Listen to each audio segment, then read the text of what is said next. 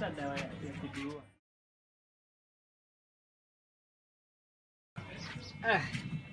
Kijana, maisha imeninyenga. Semaje customer? Maisha customer. Kwanza customer bwana. Kofiti. Kama tu ile bana, natafuta dawa ya kujiua. Unataka kukufa? Ama uko na kamba? Kamba zimeisha. Ndio kamba ndo inamaliza mtu vizuri. Sasa uko na dawa gani? Uko na ile dawa ya mende mpaka kifaa ya mende. Mende hakuna.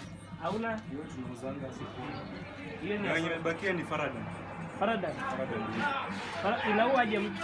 Inaua in less than 2 hours. In less than 2 hours. Uwezi kurudisha chini kidogo mpaka 5 minutes. 10 minutes. Unaongeza maji. Maji unaongeza hapo 15 minutes imetosha. Like unaweka tu maji jug moja imetosha. Jug moja hadi hii yote. Hiyo yote. Unaweka kote. Ni one time swala ama one time. Unaweka yote full. Si unataka kukufa? Si nakunywa one time swala ama one time. One times one. One time yote.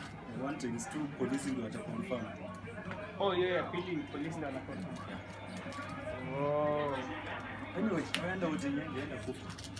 Alafu sasa change yangu. Ni wacha kikuli. Zii bana nipe change.